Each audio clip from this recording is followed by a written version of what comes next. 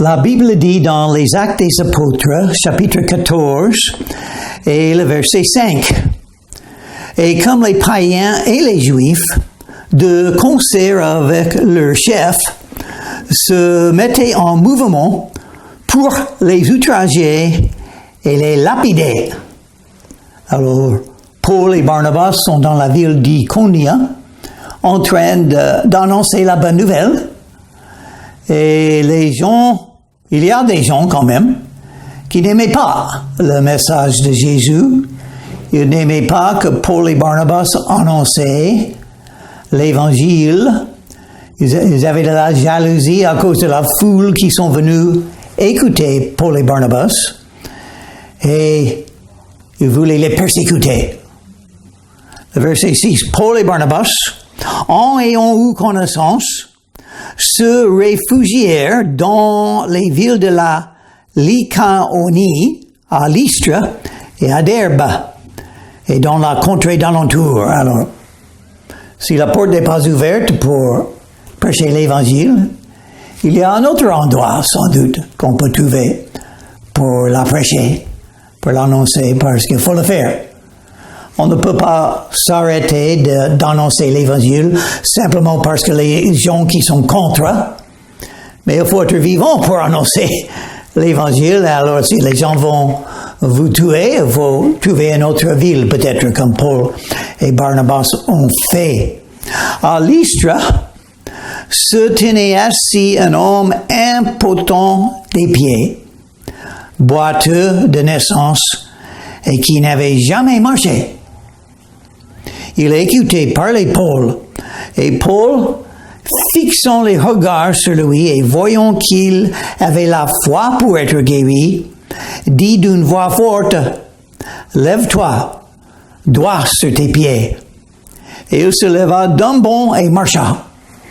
Alors, encore un miracle, fait par Dieu, par les mains, par la voix de Paul. Et c'est toujours pour aider à annoncer l'Évangile de Jésus-Christ. Alors Dieu peut tout faire, n'est-ce pas? Et nous lisons exactement ce que Dieu a fait dans la vie des apôtres. Il faut dire que, à mon avis, on ne voit pas souvent des choses comme ça, mais il ne faut pas jamais oublier que Dieu peut le faire. Dieu est toujours tout-puissant. Il peut vous aider, n'importe quel de vos besoins, n'importe quelle votre santé, n'importe quel votre état physique ou spirituel, Dieu peut vous guérir et il peut vous aider. Il vous aime.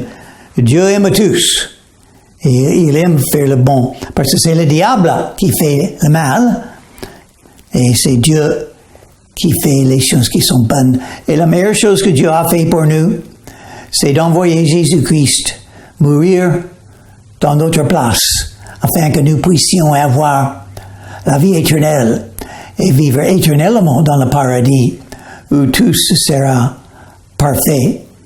Il y a des gens qui disent alors, pourquoi Dieu n'a pas fait la vie sans des problèmes? Il y a trop de problèmes, trop de violence dans la vie, trop de souffrance. Pourquoi Dieu a fait ça?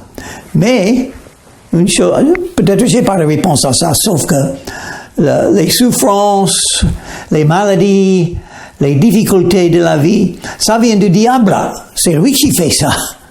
Et c'est Jésus qui va changer tout ça un jour.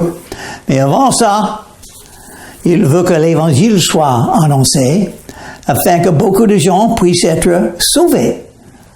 C'est ça qui est important. Le destin éternel. On est sur la terre quelques jours seulement, quelques années très courtes. Il faut être sauvé pour vivre éternellement dans le royaume de Dieu. À mon avis, c'est ça la situation la plus importante, la question la plus importante. Êtes-vous sauvés? Alors, Paul et Barnabas étaient en train d'annoncer l'Évangile. Oui, on a vu des miracles ici et là, mais la chose la plus importante qu'ils ont fait, nous pouvons le faire maintenant aussi, annoncer la bonne nouvelle de Jésus-Christ.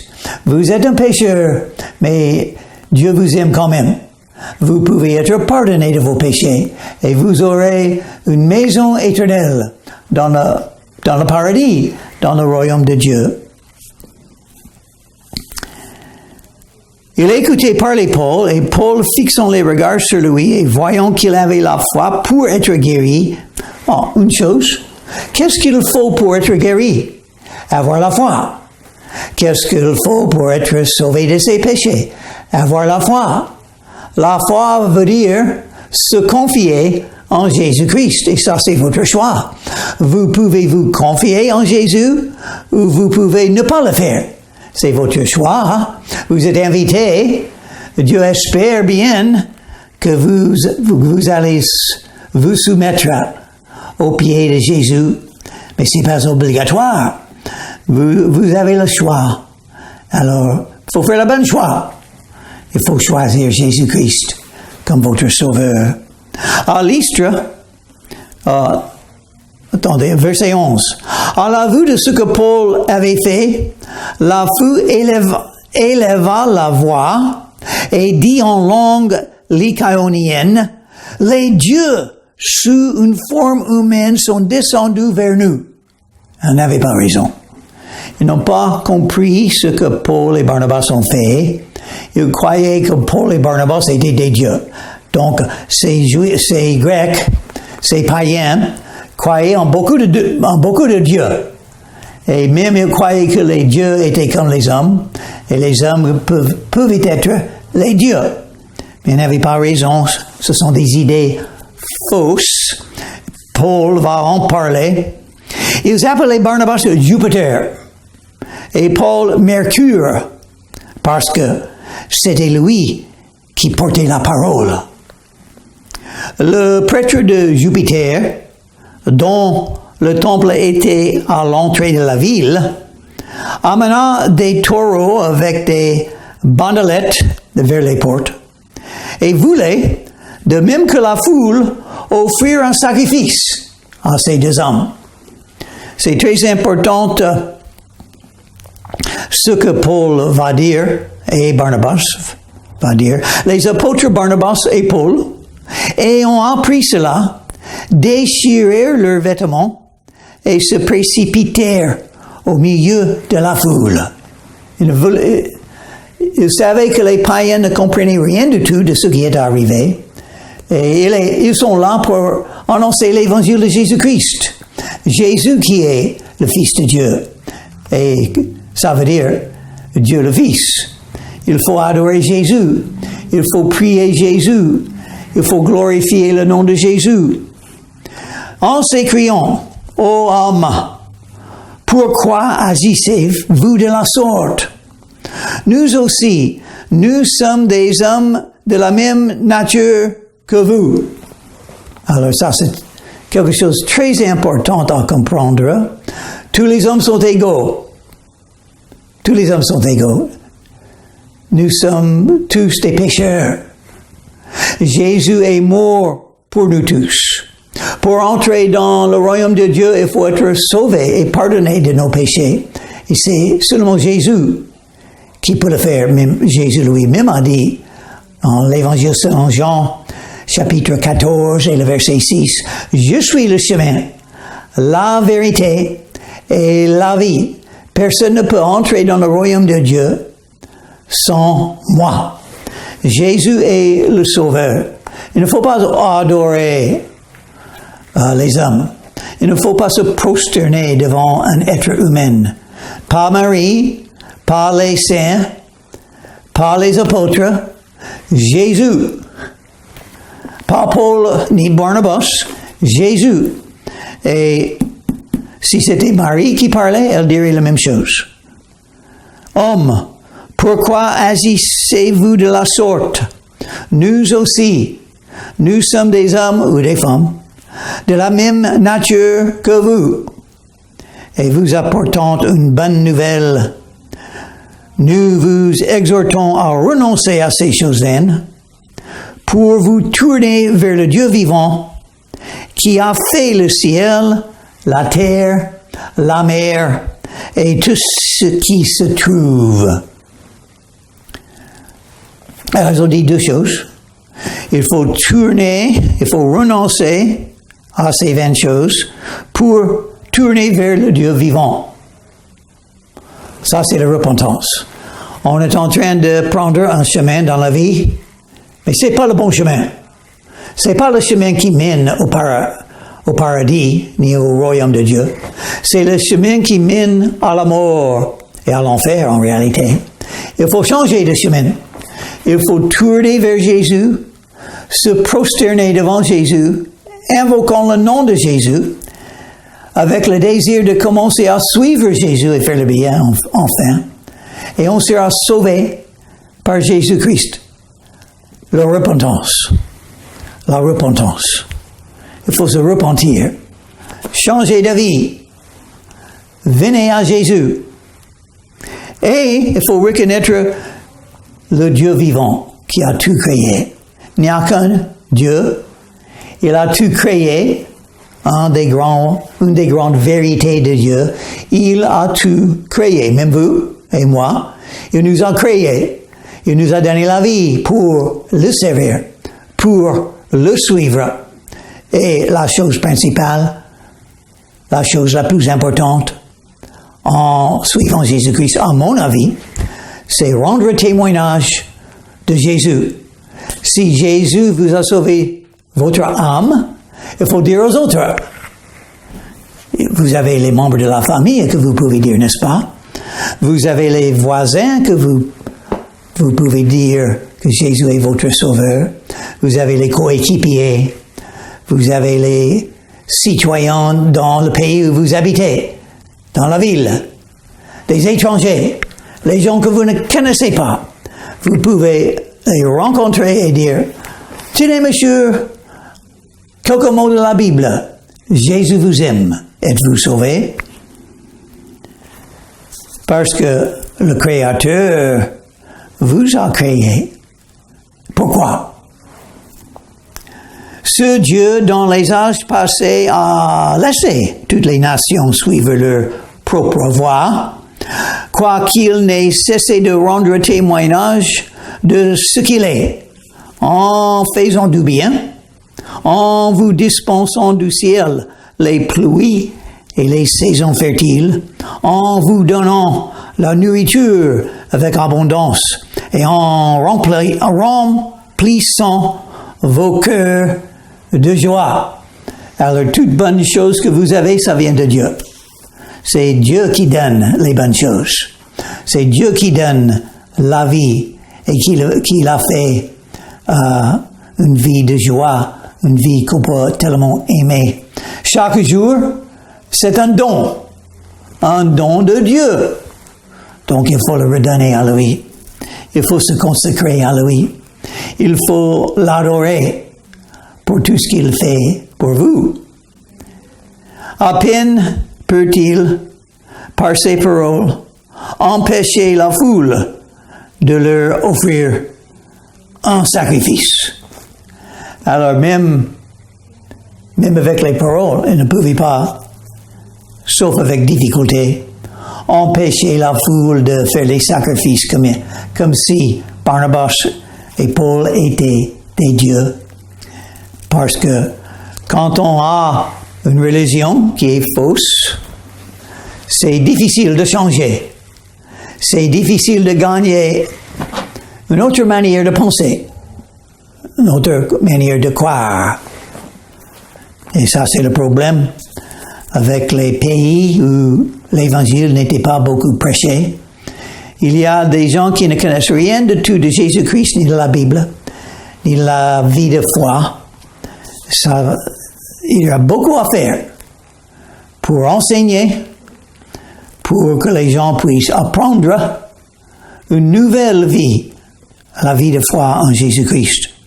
Alors, survinrent d'Antioche et d'Icône des Juifs qui gagnèrent la foule et qui, après avoir lapidé Paul, le traînèrent hors de la ville, pensant qu'il était mort.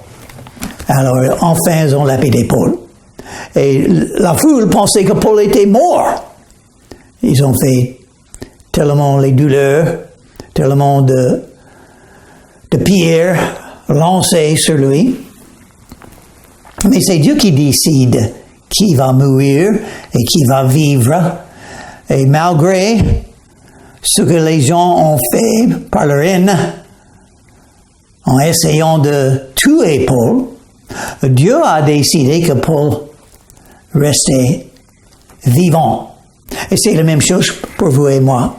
Nous sommes vivants parce que Dieu nous a donné la vie.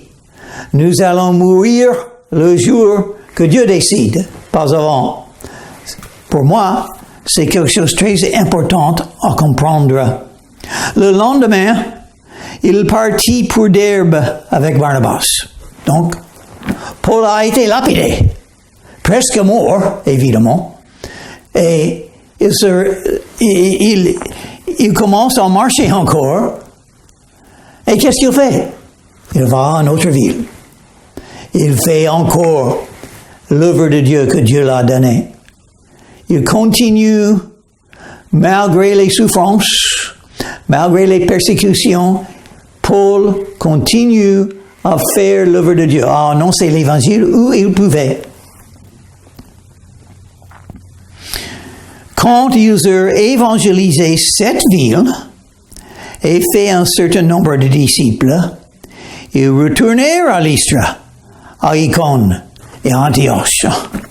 Paul avait du courage, n'est-ce pas? Et l'amour pour les gens. Et la consécration à garder les commandements de Jésus. Pourquoi prêcher l'Évangile dans une telle ville? Parce qu'il y a un besoin. Il y a toujours des gens qui ne sont pas encore sauvés. Quelqu'un doit le faire. Qui va annoncer l'Évangile si je ne fais pas? Il faut avoir une attitude comme ça. Évidemment, c'est ce que Paul pensait. Fortifions l'esprit des disciples, les exhortant à persévérer dans la foi. Alors, il fait lui-même. Paul a persévéré dans la foi. Et il voulait aider les autres croyants à persévérer dans la foi. Il est un bon exemple pour le faire. Lapidé, mais il continue. Il continuait à servir Jésus, malgré les souffrances, malgré les difficultés, malgré les problèmes, malgré les persécutions. Il a continué à servir Jésus jusqu'à la mort. N'est pas mort? Alors il continue à annoncer l'Évangile. Et qu'est-ce qu'il a dit à ses croyants? C'est par beaucoup de tribulations qu'il nous faut entrer dans le royaume de Dieu. Êtes-vous sauvés parfois en Jésus? Alors vous allez rentrer dans le royaume de Dieu. Mais il y a quelques petites choses qui vont vous arriver avant d'entrer dans le royaume de Dieu. Ça s'appelle des souffrances. Ça s'appelle des tribulations. Combien de tribulations? Beaucoup de tribulations. Pas quelques petites tribulations. Beaucoup. Une après l'autre, après l'autre. Heureusement, on a les temps. On a les heures. On a les jours. Quand les grandes tribulations, les persécutions ne nous arrivent pas, Dieu est miséricordieux envers nous, n'est-ce pas? Mais le plus qu'on suit Jésus, le plus qu'on devient comme Jésus, le plus qu'on obéit le commandement de Jésus d'annoncer l'Évangile, le plus on va souffrir. Les batailles spirituelles, les ennemis spirituels, le diable et ses anges qui seront contre nous, les difficultés de la vie, la haine, ça va arriver. Mais l'amour de Jésus-Christ sera toujours là. Et c'est une bénéfice, c'est une bénédiction de souffrir pour Jésus, si vous comprenez la Bible. Et il y aura des récompenses pour les croyants qui souffrent pour Jésus.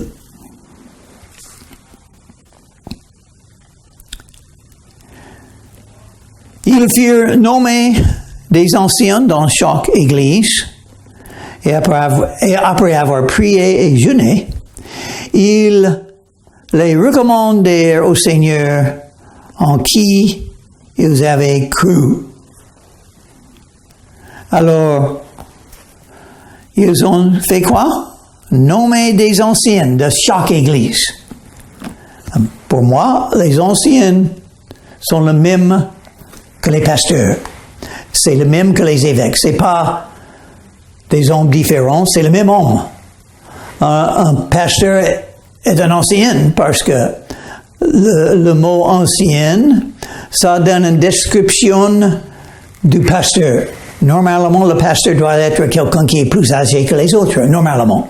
Pas toujours, mais ça doit être ce qui est fait normalement parce que quelqu'un qui est plus âgé est plus sage, il connaît plus de lui-même, de la vie des autres. Il a une plus grande capacité de faire ce qu'on doit faire comme pasteur si on est plus âgé. Quelqu'un qui est plus jeune, c'est plus grand, il a une plus grande possibilité d'être enflé d'orgueil, de penser qu'il connaît des choses qu'il ne connaît pas. Il va faire les divisions, il va faire les disputes, il va penser qu'il connaît tout qu'il faut connaître déjà. Il a raison dans toutes les doctrines, les autres n'ont pas raison, et il va disputer, faire des divisions. Ça arrive souvent avec ceux qui sont trop jeunes.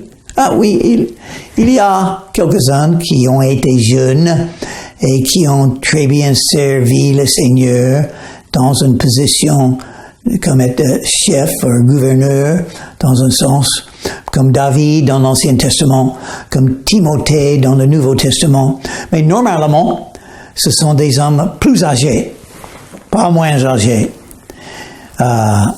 Dieu a fait beaucoup de choses avec les hommes plus âgés. Abraham, Moïse, Noé, beaucoup plus âgés. Il ne faut pas penser, parce qu'on est plus âgé, on ne peut plus servir Dieu. Non, on peut faire plus pour le Seigneur si on est plus âgé. Parce que c'est une œuvre de foi. C'est une œuvre, servir Jésus-Christ, une œuvre de se confier dans le Seigneur. Il ne faut pas la force physique pour servir Jésus. Il faut la force spirituelle pour servir Jésus-Christ. Et les anciens ont une plus grande possibilité de l'avoir parce qu'ils ont vécu plus sur la terre. Ils ont appris plus alors.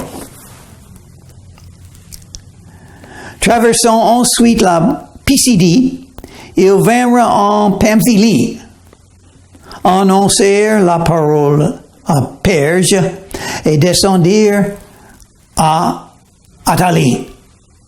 De là, ils embarquèrent pour Antioche, d'où ils avaient été recommandés à la grâce de Dieu pour l'œuvre qu'ils venaient d'accomplir. Alors, ce verset mentionne la grâce de Dieu avec l'œuvre de Dieu. Comment faire l'œuvre de Dieu? Avec la grâce de Dieu. Comment annoncer l'Évangile? Avec la grâce de Dieu. Comment rendre témoignage de Jésus? Avec la grâce de Dieu. Et qu'est-ce que c'est la grâce de Dieu? Dieu le fait gratuitement. On ne mérite pas, on ne le gagne pas. C'est donné gratuitement de Dieu. Alors, que Dieu nous donne la grâce comme ça. Parce que le besoin est grand. Il y a beaucoup de non-croyants. Il nous faut des gens qui font comme Paul et Barnabas ont fait. De ville en ville. Où ils pouvaient aller. Où la porte était ouverte. Pour annoncer l'évangile de Jésus-Christ. C'est Dieu qui décide les résultats. Mais nous, qui décidons si nous allons annoncer l'évangile ou non. Après leur arrivée, ils convainquirent l'Église et ils racontèrent tout ce que Dieu avait fait avec eux. Et comment il avait ouvert aux nations la porte de la foi. Et ils demeurèrent assez longtemps avec les disciples. Qu'est-ce que nous allons faire dans le royaume de Dieu pendant l'éternité? Voilà une des choses. On va parler avec les autres croyants, leur vie. Les croyants qui vivaient il y a 5000 ans, il y a 1000 ans, dans tous les pays du monde. Nous allons parler avec eux et nous allons écouter leur histoire. Nous allons apprendre ce que Dieu a fait dans la vie de chacun. Et ça, c'est merveilleux. Merveilleux de voir le dessein de Dieu et comme ça a été accompli dans la vie de chaque croyant. Et c'est très intéressant, c'est très important de connaître les autres croyants et apprendre leur histoire. Ce que Dieu a fait dans leur vie, ça va vous encourager. Vous allez beaucoup apprendre de la grâce de Dieu, de la puissance de Dieu, des miracles de Dieu. Dieu fait toujours des miracles. Et ce sont des croyants qui ont vu ces miracles et son œuvre, ses mains dans leur vie. Et vous aussi, vous allez raconter aux autres. Alors, il faut le faire maintenant. C'est une des raisons pour l'Église où les gens se ressemblent. On parle ensemble de ce que Dieu fait dans nos vies. Et on prie pour l'un et pour l'autre. Alors, j'espère que vous faites ça beaucoup. Parce que nous sommes les frères et les sœurs dans la famille de Dieu. Et il faut connaître ce que Dieu fait dans la vie de chacun de nos sœurs et de nos frères. Alors j'espère que vous êtes un enfant de Dieu dans la famille de Dieu. Sinon, vous pouvez l'être, vous pouvez devenir un enfant de Dieu par foi en Jésus-Christ. Invoquez le nom de Jésus et il vous sauvera de vos péchés.